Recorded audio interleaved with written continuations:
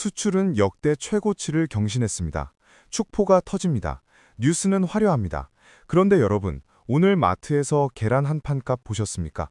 9,000원입니다. 공포영화보다 무서운 숫자가 장바구니 안에 있습니다. 대한민국은 지금 역설 속에 살고 있습니다. 수출 그래프는 우상향, 체감 경기는 우하향. 나라는 잘 나간다는데 내 지갑은 왜 이렇게 얇습니까? 이게 착각입니까? 아니면 누군가 우리에게 말하지 않는 진실이 있는 겁니까? 풍요 속의 빈곤. 이 말이 이렇게 선명하게 느껴진 적이 없었습니다. 대기업 영업이익은 사상 최대를 찍는데 옆골목 분식집 사장님은 오늘도 전기료 걱정으로 밤을 지새입니다. 같은 나라, 같은 시간, 전혀 다른 세상이 공존하고 있습니다. 그런데 움직임이 포착됐습니다. 정부가 드디어 칼을 빼들었습니다. 그것도 기획재정부나 한국은행이 아닌 대통령실이 직접 전면에 나섰습니다. 이례적입니다. 이건 단순한 정책 발표가 아닙니다. 비상신호입니다. 문제는 이 칼날의 방향입니다. 과연 시장의 병통을 정확히 도려낼까요? 아니면 잘못 겨눈 칼이 우리 경제의 마지막 남은 실핏줄마저 건드리게 될까요? 좋은 의도가 언제나 좋은 결과를 만들지 않는다는 것, 우리는 역사에서 너무 많이 배웠습니다. 오늘 이 자리에서 그 서늘한 진실을 파헤쳐 보겠습니다. 화려한 숫자 뒤에 숨겨진 균열, 정책의 빛과 그림자, 그리고 이 긴 겨울을 버텨낼 우리만의 생존 전략까지 끝까지 함께 하십시오. 지금부터가 진짜입니다. 지금 이 순간 대한민국 어딘가에서 자영업자 한 명이 폐업 신고서를 작성하고 있습니다. 통계청에 따르면 지난해 폐업한 소상공인은 100만 명을 넘어섰습니다. 하루 평균 2,700명. 여러분이 이 문장을 읽는 동안에도 누군가는 셔터를 내리고 있다는 뜻입니다. 시장에 나가보셨나요? 파이낸셜 뉴스와 MBC의 최근 보도를 보면 거시지표는 나쁘지 않습니다. 수출은 역대 최고, 코스피는 반등 중. 숫자만 보면 우리 경제는 지금 봄날입니다. 그런데 왜 시장 골목 안쪽은 겨울입니까? 경제 현장을 들여다보며 하나를 배웠습니다. 통계청 보고서보다 동네 치킨집 사장님 눈빛이 더 정직하다는 것을요. 그분들 눈에 지금 무엇이 보이냐고요? 희망이 아닙니다. 계산기입니다.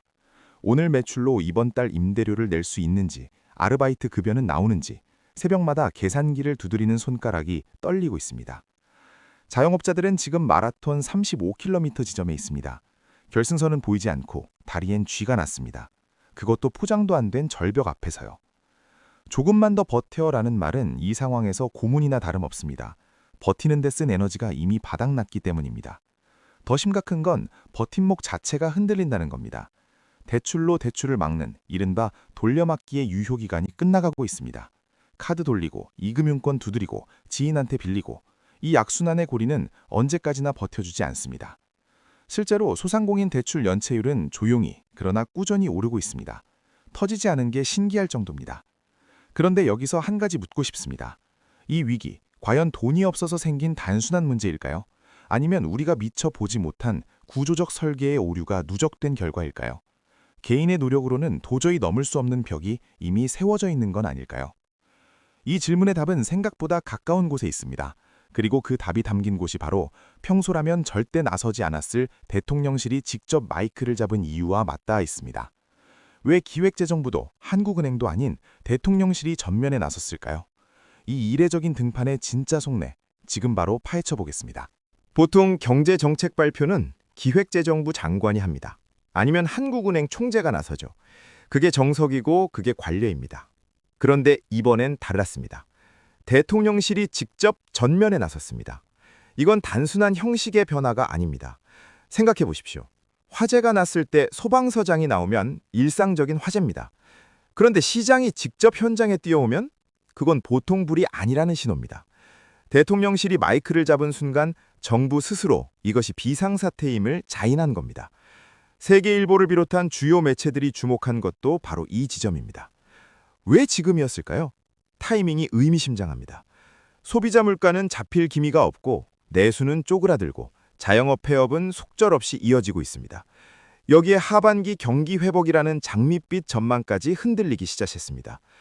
더 이상 실무부처에 맡겨놓고 뒤에서 바라볼 수 없다는 판단이 선 겁니다.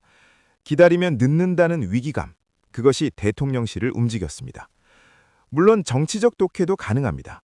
지지율이라는 체온계는 민심의 온도를 실시간으로 보여주니까요.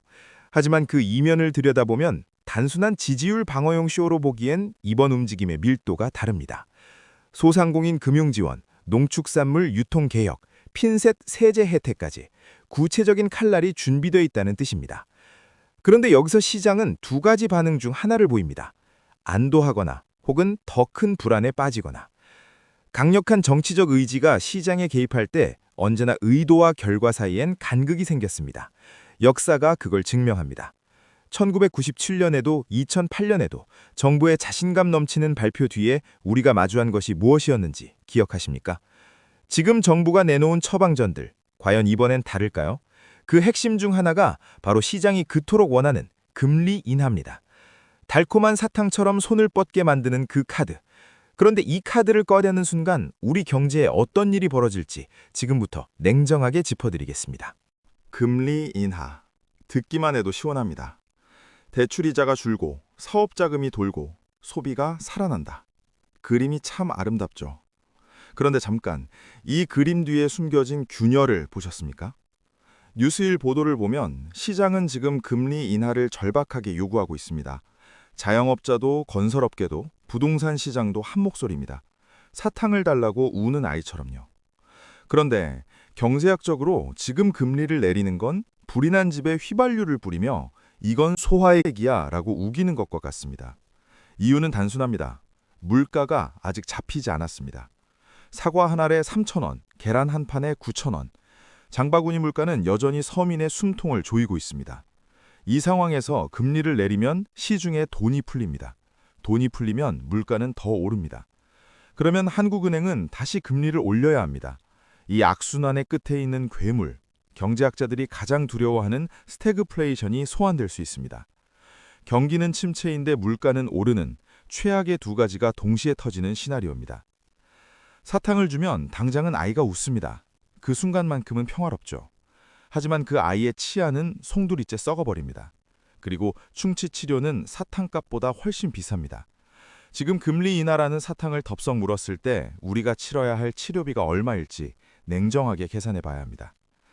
한국은행도 이걸 모르지 않습니다. 그래서 쉽사리 움직이지 못하는 겁니다.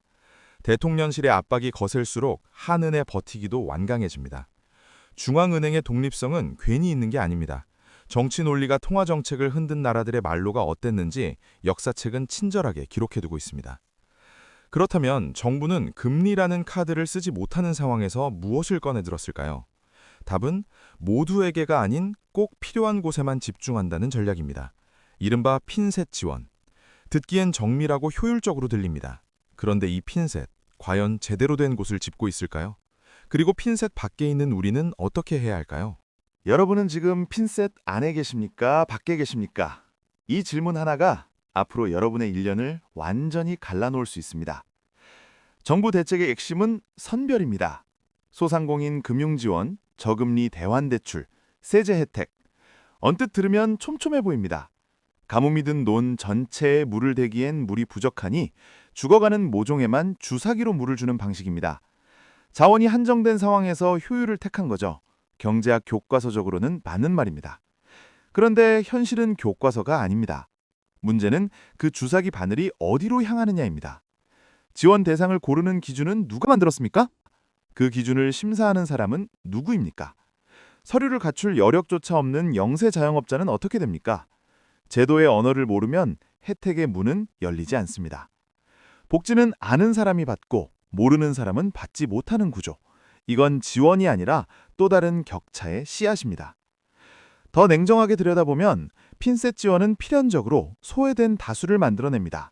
매출 기준이 조금 높아서, 업종 분류가 달라서, 사업자 등록 형태가 맞지 않아서 머리카락 하나 차이로 지원선 밖으로 밀려나는 사람들이 생깁니다. 그 사람들은 어디로 가야 합니까? 핀셋 밖에서 조용히 말라가는 모종들에게 정부는 아무 말도 하지 않습니다. 부익부 빈익빈. 오래된 말이지만 지금처럼 실감나는 시절이 없었습니다. 지원을 받은 사업체는 한숨 돌리고 재기의 발판을 마련합니다. 지원을 못 받은 사업체는 그 사이 더 깊은 수렁으로 빠집니다. 격차는 정책이 끝난 뒤에도 남습니다. 아니, 오히려 정책 때문에 더 벌어질 수도 있습니다. 그렇다면 여러분이 해야 할 일은 분명합니다. 핀셋 안으로 들어가는 방법을 악착같이 찾아야 합니다. 모르면 손해입니다. 신청하지 않으면 없는 겁니다. 정책은 기다려주지 않습니다. 그런데 핀셋 지원이 닿지 못하는 곳이 또 하나 있습니다. 바로 우리 밥상입니다. 사과 한 알, 계란 한 판, 배추 한 포기. 정부가 수천억을 쏟아부어도 마트 앞에서 한숨이 먼저 나오는 이유. 그 이면에 아무도 건드리지 못하는 검은 상자가 숨어 있습니다. 사과 한 알에 3,000원, 계란 한 판에 9,000원, 배추 한 포기에 7,000원. 여러분, 이게 지금 대한민국 마트의 현실입니다. 정부가 농축산물 물가 잡겠다고 수천억을 쏟아붓는데 왜 장바구니는 여전히 무겁습니까? 답은 생산지가 아니라 그 사이 어딘가에 있습니다. 농부가 사과를 팔 때 받는 돈과 우리가 마트에서 내는 돈 사이의 간극, 그 간극 안에 무엇이 있는지 아십니까? 도매상, 중간 유통업체, 물류센터, 대형마트 납품 과정. 사과 한 알이 밭에서 식탁까지 오는 동안 최소 4-5단계의 손을 거칩니다. 단계마다 마진이 붙습니다. 이른바 통행세입니다. 농부는 헐값에 팔고 소비자는 비싸게 삽니다. 그 사이에서 누군가는 조용히 배를 불립니다. 댐에 구멍이 났습니다. 정부는 지금 그 구멍을 손가락으로 막고 있습니다. 수천억의 보조금은 구멍난 댐에 물을 더 붓는 격입니다. 흘러나가는 속도를 보조금이 따라잡지 못합니다. 근본적인 유통구조를 건드리지 않는 한 이 싸움은 처음부터 지는 싸움입니다. 그렇다면 왜 구조를 건드리지 못할까요? 이 유통망은 수십 년간 견고하게 쌓아올린 기득권의 성벽이기 때문입니다. 대형 유통업체, 도매연합, 물류카르텔. 이들은 정치권과 얽히고 설켜 있습니다. 선거 때마다 후원금이 오가고 인허가권이 거래됩니다. 정부가 칼을 빼들어도 이 성벽 앞에서는 칼끝이 무뎌집니다. 역대 정부가 유통개혁을 외쳤지만 성벽은 여전히 굳건한 이유입니다. 기후위기 탓도 있습니다. 맞습니다. 이상기온으로 작황이 나빠진 건 사실입니다. 하지만 기후가 나쁜 해에도 일본 마트에서 사과 한 알은 우리보다 쌉니다. 기후만의 문제가 아니라는 방증입니다. 우리 유통구조의 비효율이 기후위기와 만나 물가를 폭발시키는 겁니다. 더 놀라운 건 따로 있습니다. 이 유통전쟁이 벌어지는 틈새에서 거대 자본의 움직임이 포착되고 있습니다. 전통 유통망이 흔들리는 지금 누군가는 그 혼란을 기회로 삼고 있습니다. 새벽 배송, 산지 직거래, 구독형 농산물 플랫폼. 기존 유통 질서를 뒤흔드는 거대 자본이 빠르게 시장을 잠식하고 있습니다. 이들이 유통구조를 바꿀까요? 아니면 새로운 통행세를 만들어낼까요? 이 질문에 답을 쥐고 있는 열쇠가 바로 우리 경제를 둘러싼 더 큰 판 위에 있습니다. 대통령실도, 한국은행도, 그 어떤 국내 변수도 쉽게 건드리지 못하는 거대한 힘. 지구 반대편에서 우리 장바구니 물가까지 좌우하는 그 힘의 정체를 지금부터 마주해야 합니다. 여러분의 대출 금리가 미국 연준 의장의 말 한마디에 흔들린다는 사실 알고 계셨습니까? 우리가 아무리 열심히 일하고 정부가 아무리 좋은 정책을 내놓아도 지구 반대편 워싱턴의 회의실에서 결정이 나면 우리 경제는 그 파장을 고스란히 받아냅니다. 호수 위의 백조를 상상해 보십시오. 우아하게 떠 있는 것처럼 보이지만 수면 아래에서는 두 발이 미친 듯이 움직이고 있습니다. 지금 대한민국 경제가 딱 그 꼴입니다. 수출 지표는 화려하고 대통령실은 자신감 넘치는 대책을 내놓습니다. 그런데 수면 아래에서는 미 연준이라는 거대 고래가 꼬리를 한번 흔들 때마다 우리 호수 전체가 출렁입니다. 문제는 한미 금리 차입니다.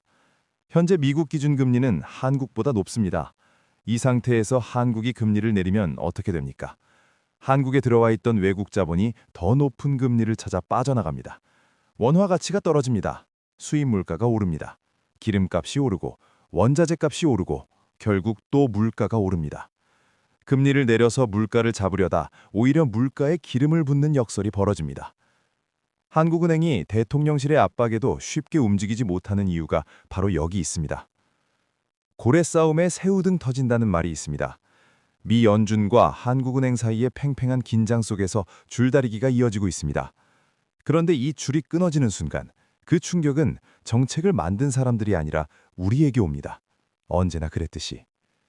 세계 경제의 큰 흐름은 지금 긴축을 향하고 있습니다. 빚을 줄이고 거품을 걷어내고 허리띠를 조이는 방향입니다. 그런데 우리만 반대로 완화를 외칠 수 있을까요? 물살을 거슬러 헤엄치는 건 가능합니다. 하지만 그 체력이 언제까지 버텨줄지는 아무도 모릅니다. 대통령실의 의지는 강합니다. 한국은행의 독립성도 완강합니다. 이 두 힘이 충돌하는 사이 시장은 눈치를 보며 숨을 죽이고 있습니다. 이 위험한 도박의 결과는 과연 누가 책임집니까? 정책을 만든 사람들은 4년 임기가 끝나면 자리를 떠납니다. 하지만 그 결과는 우리의 통장에, 우리의 대출 잔액에, 우리 아이들의 미래에 고스란히 남습니다. 그렇다면 이 모든 변수들이 뒤엉킨 끝에 2026년 하반기는 과연 어떤 모습일까요? 모든 언론이 V자 반등을 외칩니다. 정부도 하반기 회복을 자신합니다. 그런데 그 숫자가 우리 체감 온도와 얼마나 다를 수 있는지 지금부터 냉정하게 따져보겠습니다. 하반기 회복. 언론마다 이 단어를 씁니다. 정부 발표 자료에도 빠지지 않습니다. 그런데 저는 이 말을 들을 때마다 하나의 질문이 떠오릅니다. 누구의 하반기입니까? 수출 지표는 실제로 좋아지고 있습니다. 반도체가 살아나고 자동차 수출이 버텨주고 있습니다. 숫자만 보면 V자 반등의 그림이 그려집니다. 그런데 그 수출 실적이라는 온기가 여러분의 장바구니, 여러분의 월급, 여러분의 가계 매출로 내려오기까지는 얼마나 걸릴까요? 경제학자들은 이걸 낙수 효과라고 부릅니다. 위에서 흘러넘친 물이 아래로 떨어진다는 이론입니다. 그런데 지금은 그 낙수마저 증발해버리는 건조한 기후입니다. 대기업 수출 실적이 좋아져도 하청업체 단가는 그대로입니다. 반도체 공장이 풀 가동돼도 옆 동네 식당 손님은 늘지 않습니다. 낙수가 아래까지 닿기 전에 중간에서 다 말라버립니다. 이게 지금 대한민국 경제의 민낯입니다. 2026년 하반기, 지표상으로는 분명 개선될 겁니다. GDP 성장률 숫자는 올라갈 수 있습니다. 정부는 그 숫자를 들고 회복을 선언할 겁니다. 그런데 우리가 느끼는 체감 온도는 여전히 영하권일 확률이 높습니다. 지표의 봄과 현실의 겨울이 동시에 존재하는 기묘한 계절. 이미 2023년에도, 2024년에도 우리는 이 계절을 경험했습니다. 기억하십니까? 더 솔직하게 말씀드리겠습니다. V자 반등이라는 말은 그래프 위에서만 아름답습니다. 현실에서 V자의 바닥은 누군가의 폐업이고, 누군가의 실직이고, 누군가의 빈 통장입니다. 그 바닥을 찍고 올라가는 동안 버티지 못한 사람들은 반등의 과실을 나눠 갖지 못합니다. 회복의 열매는 언제나 버틴 사람들의 몫입니다. 그래서 지금 가장 중요한 질문은 이겁니다. 하반기가 좋아지느냐 마느냐가 아닙니다. 나는 그때까지 버틸 수 있느냐? 이것이 진짜 질문입니다. 정부 발표를 믿고 느긋하게 기다릴 시간이 없습니다. 지금 이 순간부터 각자의 생존 전략을 짜야 합니다. 그렇다면 구체적으로 무엇을 해야 할까요? 어떤 방패를 들어야 이 긴 겨울을 버텨낼 수 있을까요? 경제 현장을 들여다보며 찾아낸 하나의 답을 지금 바로 꺼내놓겠습니다. 태풍이 몰아칠 때 가장 위험한 사람이 누구인지 아십니까? 우산을 펴려고 밖으로 나선 사람입니다. 지금은 우산을 펴는 시간이 아닙니다. 처마 밑에서 신발끈을 단단히 다시 묶는 시간입니다.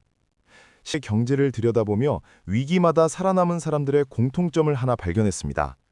그들은 남들이 공격할 때 방어했고 남들이 포기할 때 버텼습니다. 그 버팀의 무기가 바로 현금 흐름입니다.